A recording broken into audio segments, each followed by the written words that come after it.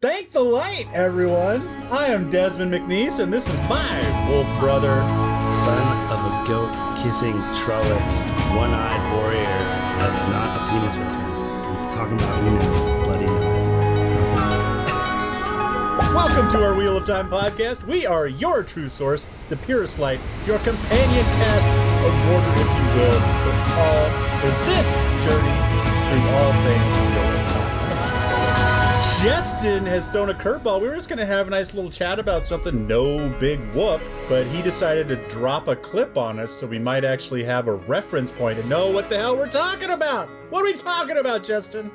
Well, dude, since you got to the most confusing and also fun part of the first book, I was actually talking to Jeremy about it, and he was like, he just needs to finish the first book, and he's going to just be like, whoa, what the fuck did I just get into?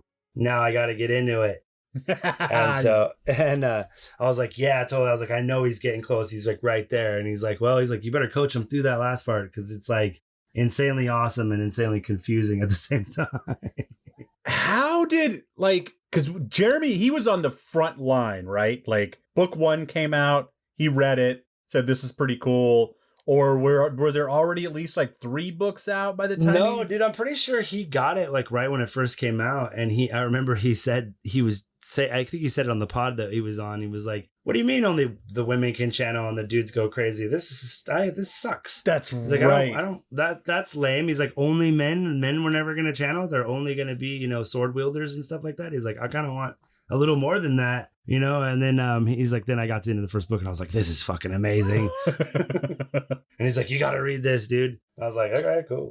So, and I read it and be like, I cannot imagine reading these books in real time. As a 15-year-old. Oh my God. Think about it, dude. No internet yet? Nope. Was there anyone at school, or was it just you and Jeremy just hanging out at Grandma's house? Yeah, pretty much me and Jeremy, man. And we both worked for the company. Oh. So we would call each other on our Nextel phones and be like, yo, bro, did you read the Shadow? This part of the Shadow Rising? Yeah, because they were like walkie talkies. Yeah. They were so you didn't have to use minutes. You'd be like, dude, do you know what's going on with Baron?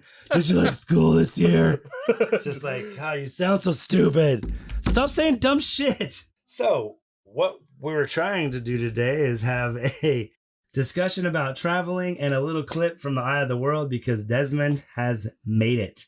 He has made it to the end of the first. It only took 27 episodes. Well, 30 episodes to get it finished. Sweet. Well, I did. In all fairness, I didn't start. Man, if it's going to take you 30 episodes for all 15 books, we've got a lot in the can. That's true. That's something for us to talk about. If it takes security, me buddy. Takes me a half a year. That's at least 8 more years of podcasting. Let's fucking do it. I will. I'm going to keep doing it. I just keep getting so we said this at the end of the last episode. I know my comprehension isn't as much as I want it to be. And I need to forgive myself for that, because there's so fucking much.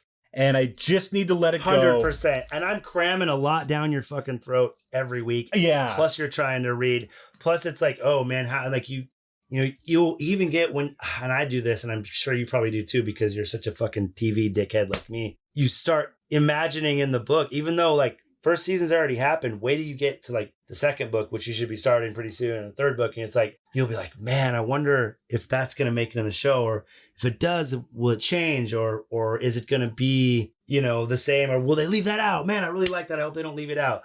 Your clip with the Tinkers and stuff, that's super important, and that needs to come in. So I really hope that I think that's what they're going to make up for a lot of the things they were unable to do in the first season because of COVID or whatever, by splitting them up early. And I almost feel like, Perrin and Elias might get alone time. Maybe Egwene will be there too, but I think mostly it's going to be Elias, and Perrin will run back into the traveling people. And I think Aram will hook up with Perrin trying to find Egwene, because he's in love with Egwene.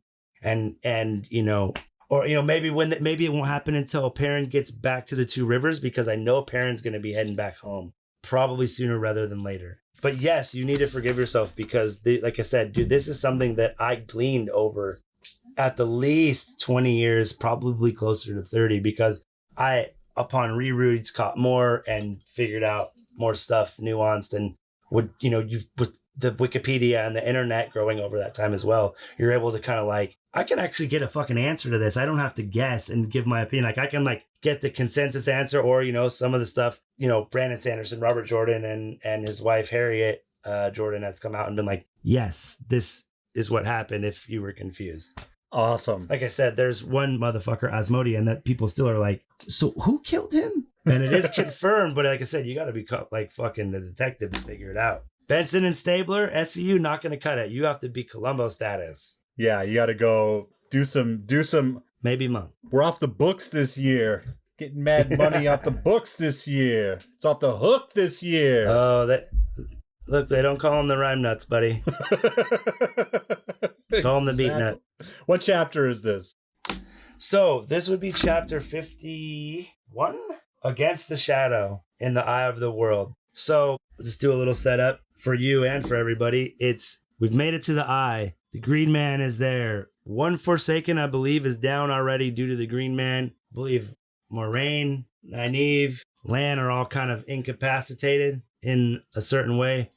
And Egwene might be too. And Rand and Mat and Loyal were told to run and hide, which I believe they did. And then Rand has kind of come up out to the scene, and Agenor is there, who is a Forsaken, and he's looking really old. But Rand, as they start to fight, sees this cord of light attached to him, almost like he's a vacuum cleaner or something. Like that's where it kind of attaches to his back, and it's like pulsing. And every time it pulses, you can kind of see Agenor, like his skin is getting younger. His hair is going from being like parchment bits and pieces and like his skin rotting away to like fleshing out his face. He's like healing himself because he was so close to the turning of the wheel while he was in prison. He still aged.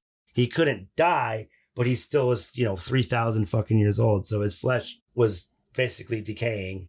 He wasn't in some of them were in a dreamless sleep and they didn't get touched by time like Lanfear at all. So, and that's kind of why Ishmael's a little crazy too. He's been channeling for so long. He's been kind of out and about. It's like there's some theory that he gets out every 100 years or something. I think if that's right. Huh. Or he's able to touch the world in some capacity as the wheel hits like the 100-year mark. He can start to influence leaders, or maybe he actually gets free. And then, like I said, I'd have to really research that. That would be a whole pod in itself because.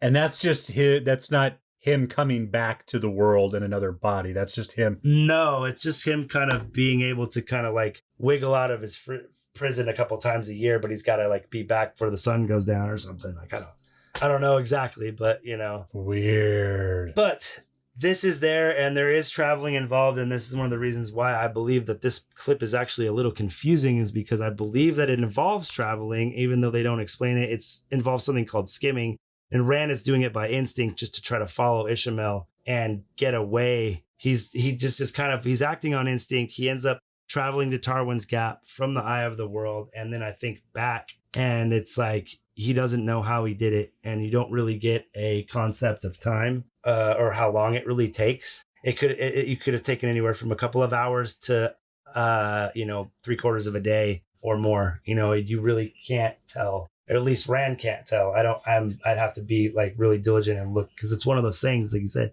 you miss a sentence. And it's like, oh, well, the battle took 7 hours. Like that's all it'll take. Like, shit. Or, they'll have even a more vague reference and you'll be like, damn it. So it's definitely traveling, but it's a little confusing. It's Rand fighting Agenor and then I believe trying to follow Ishmael and then just going to Tarwin's Gap and saving everybody, which would be kind of the equivalent of Egwene and Nynaeve, fish shake scene at the end where they almost die in episode 8.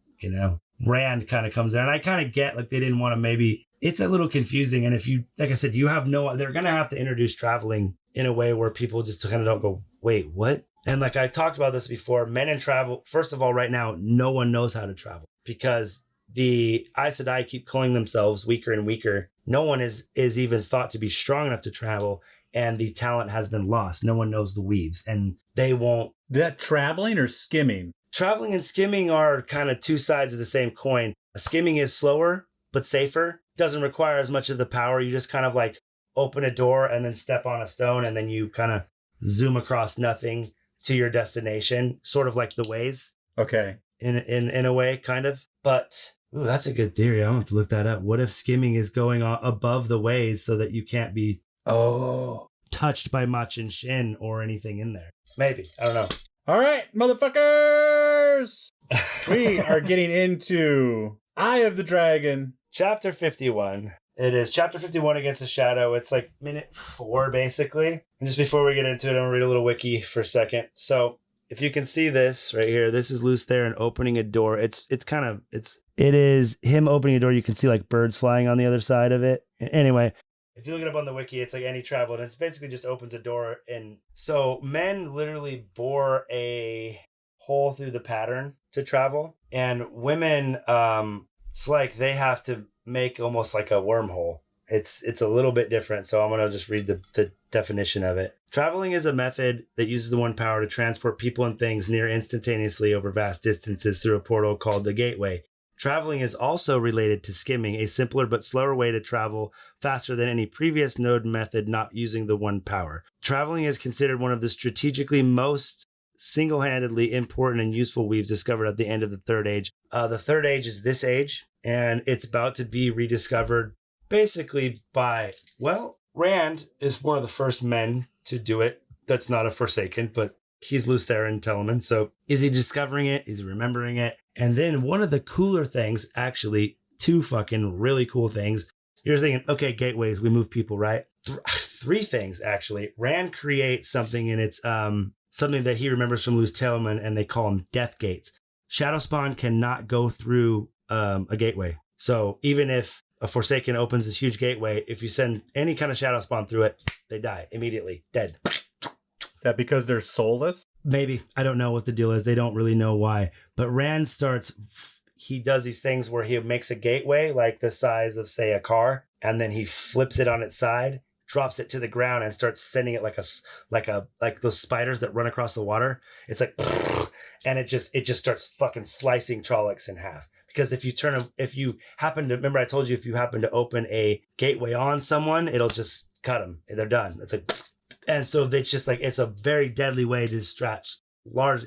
Rand will make like 3 gateways and just be like, and they just start fucking just like a meat grinder. Holy, they better show that scene. I want to fucking see that. They better show that scene. Dude, they have to. There's one at the end where Rand just shows up and he's not supposed to go there because it's a trap. And he just fucking destroys like 50,000 Trollocs and some they call them dreadlords. They're just people who can channel but aren't chosen status, or Forsaken. The Forsaken call themselves the Chosen, but everyone else calls them the Forsaken.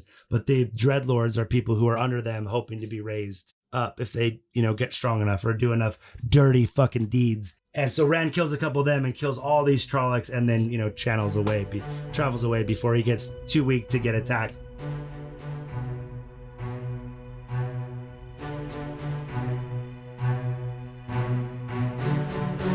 Yet beside that shining cord, the Forsaken seemed almost not to exist.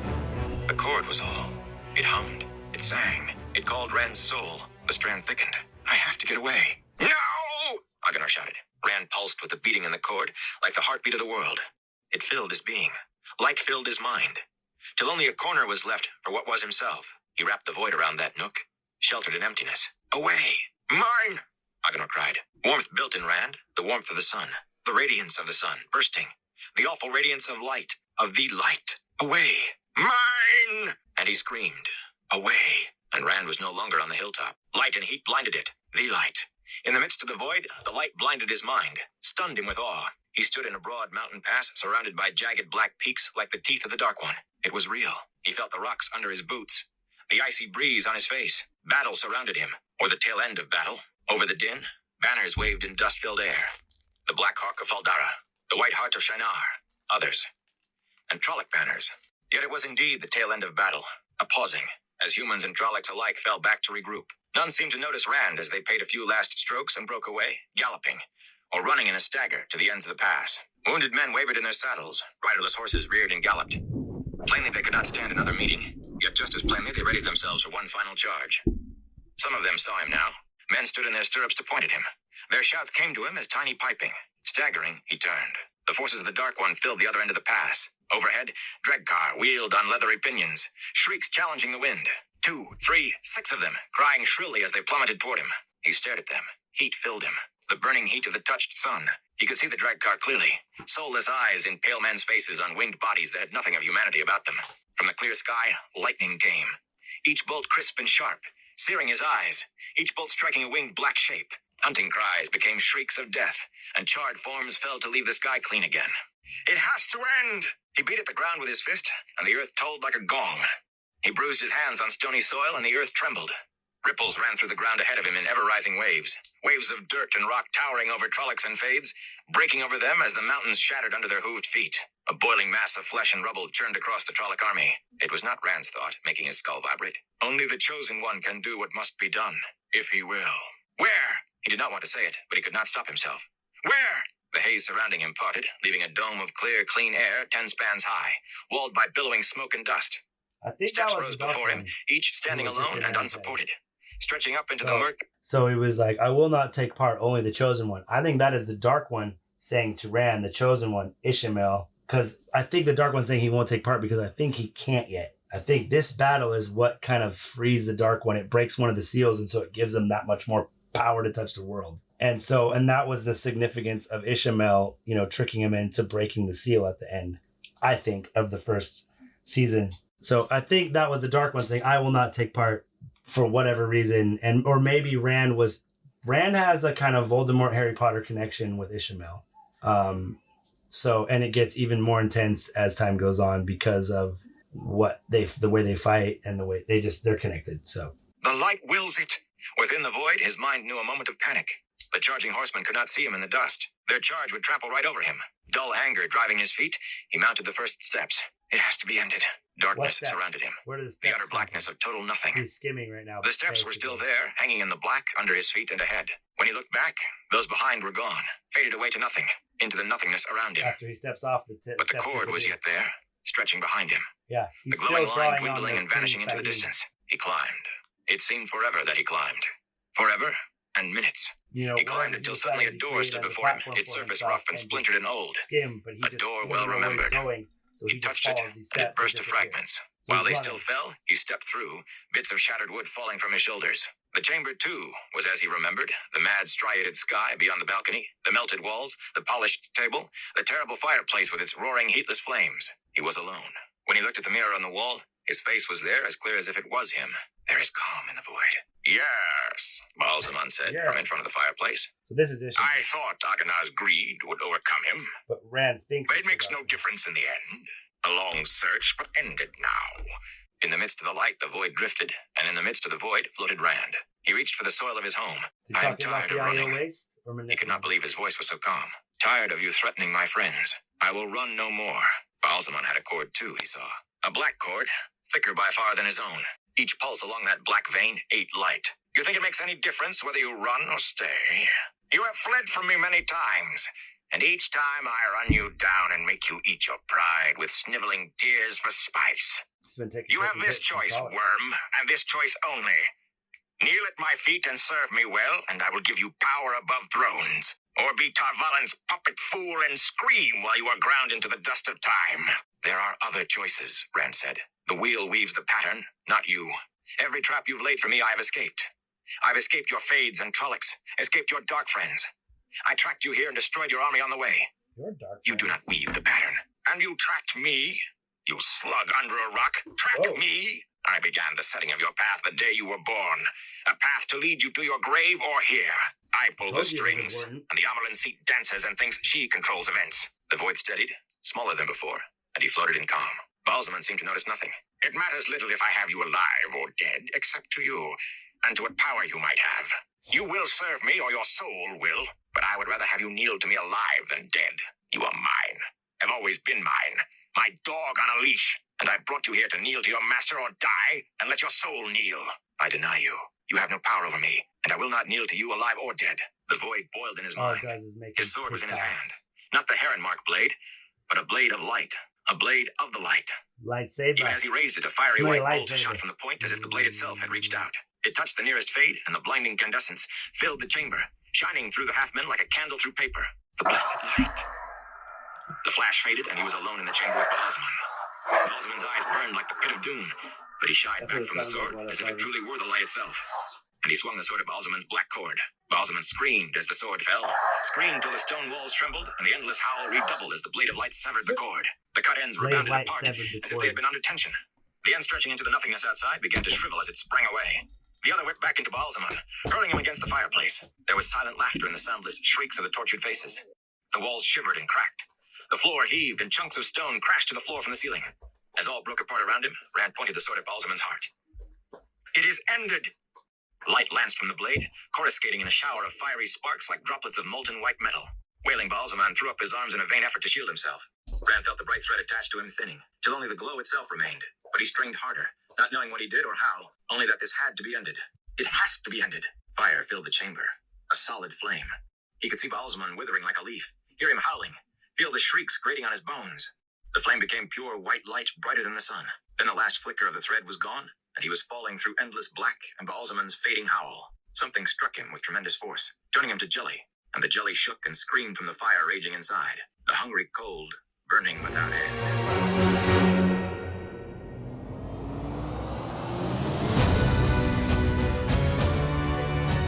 Questions, comments? Oh, the biggest comment is I didn't miss anything. Listening to that today while I was driving around, I kept thinking, like, what the fuck did I miss? Where am I? What's going on? I heard every word of it twice, and I'm still like, there's like, yeah, Robert Jordan had such a plan, like to start and end his first book the way he did, knowing that he was going to have plenty of time to get back to it. I mean, that takes balls. Especially, yeah, and I mean, it could have stood alone, because if at this point, it's been set up like Baalzamon is Scavenger. he thinks he's the dark one. What? Just scavenger. Think about it. Did that say scavenger? Does that say scavenger, or does it say Sith Lord? Something said scavenger.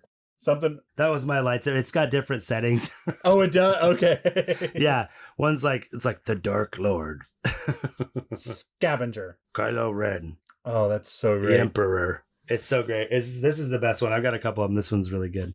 But so yeah, no, you didn't miss nothing. It is a little confusing, but it's like, it's Rand, obviously he's fighting Agenor. He travels to Tarwin's Gap. He's like in the gap. The two... No, you shut up. Dogo, you yelling at me? Yeah, they're like, where are they? And are they like literally above the gap? It's literally like a gap through the mountain pass. And so they're literally kind of like fought once, backed off, and the humans are gathering who they have left at this point. And there's still so many Trollocs. And then Rand like literally like lessens the Trolloc horde by probably 4/5. Oh. He just like starts pounding his hand on the ground, and they just start fucking going, thrown everywhere, dying, panicking, killing each other, stomping each other, trying to get away, and just destroying them. And then he's like, I got to get out of here. The humans are mounting their charge. He's right in between both armies. And they don't really explain it. They're just like, suddenly he was running through steps in the black. Yeah. That's him ripping open a gateway and then skimming, more or less. But instead of skimming, which you can just open a gateway and like, think of a... Be there. Some bricks or a magic carpet, whatever the fuck you want, and then zoom off through space until you get to where you're at, and then you rip open another gateway and you jump out. It's not as fast, and it requires less power. So Rand, I thought Rand was... I know, I assume it would take some of his own power to do so, so I assumed he was doing some of the skimming, but I thought he was chasing somebody who was skimming. That is what he was doing. He's chasing Ishabel. The steps he's running up are the steps that Ishabel left. Yes. Because Ishabel's kind of baiting him. Maybe was trying to get him to follow him. Yeah. I think that's the way I perceived it. And who's the other guy again? His name is Agenor. He's just one of the other Forsaken. Who the fuck? He's a Forsaken. just one of the like, he was the guy actually who created the Trollocs, I believe. Oh. He created the Trollocs, he created the everything, the Drakkar, the Madral, all that shit, I'm pretty sure. And Drakkar, so I gotta... They're like a giant bat, dude. Here, check out the bat wing, bitch. Right, and there's more than one. Like a Drakkar is a type of evil. Yeah, there's a lot. Like Rand says at one point, 6 of them like fucking wheel up and try to like dive bomb him, and he just zaps him with lightning. Because the way I heard one described, it sounded like it was describing the Drakkar, not a Drakkar. That's why I got confused. Yeah, and Rand is pretty much in the process of just like finishing Ishamael. He's just drawing all he can on the well of power at the Eye of the World. And it's just, I believe the way I'm picturing it is, it's like they're in a chamber and Rand is just like fire. And he's just kind of pushing him back to the corner. And Ishamael's trying to hold it back.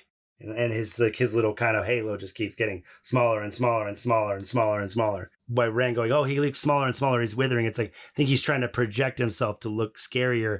And then as he's, being pushed back by the just over, I don't know if it's figuratively power or like actual like fire like power. And he's like trying to melt.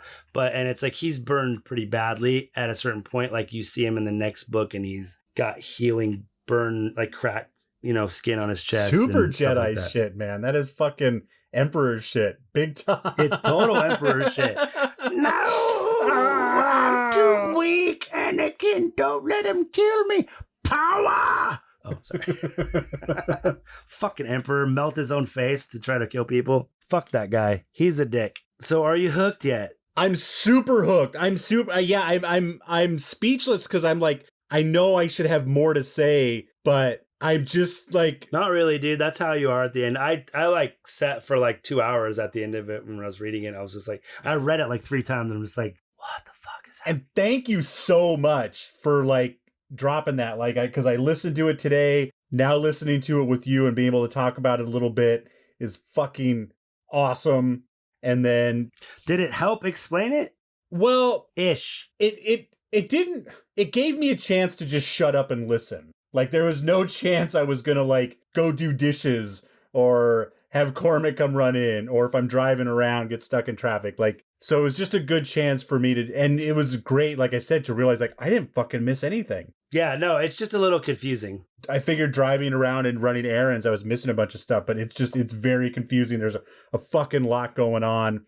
And... I mean, I kind of dig it because I feel like if you were in that situation like Rand, like you're confused enough because you got to think at this point, he's maybe realized, like you said, it's almost compulsion. Like it's like, I needed this to happen so bad. I couldn't let Bella fall behind. So he cleansed Bella's, he gave her more stamina, he cleansed her tiredness. Yeah. Stuff like that. I feel like, maybe he realized, maybe he won, but he's just now kind of like realizing that something...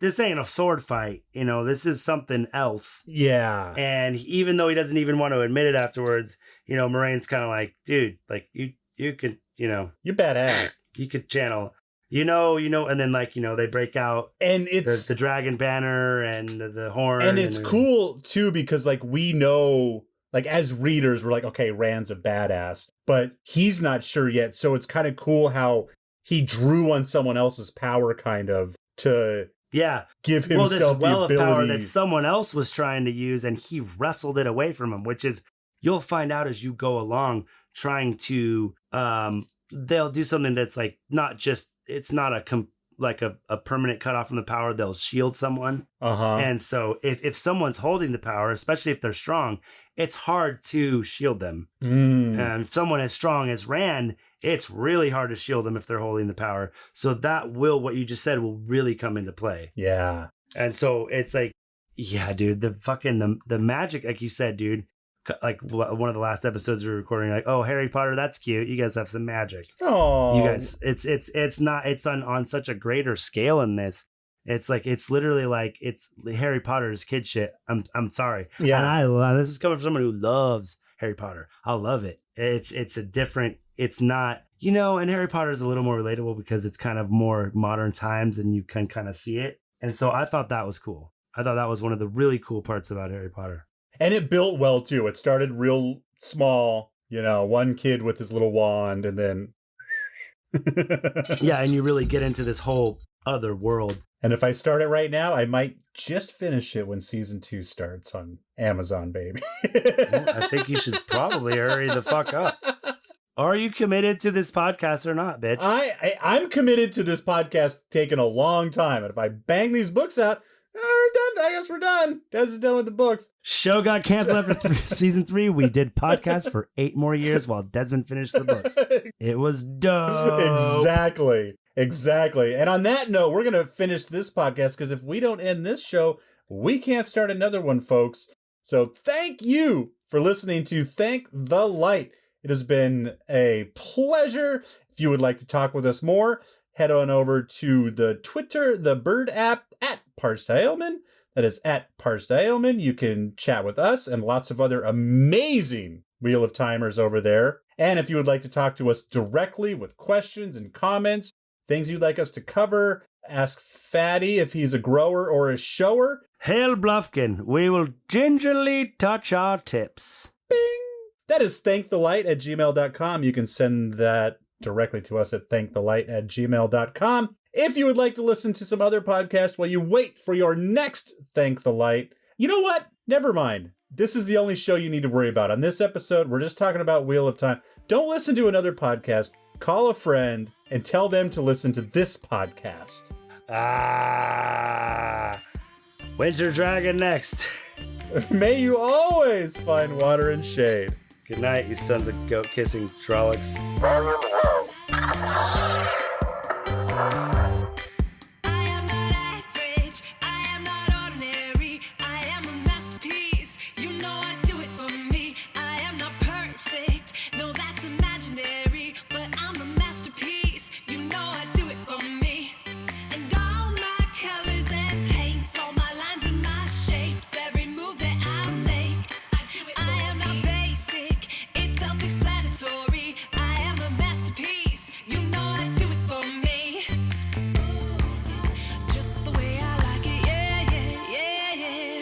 Got Madonna's big dick coming to my left ear, and Toby the Jack, I don't know what, coming out of my right. Mixed and edited by Desmond McNeese for We Mixed It, LLC. Go to whatsoundsawesome.com. That's all, folks.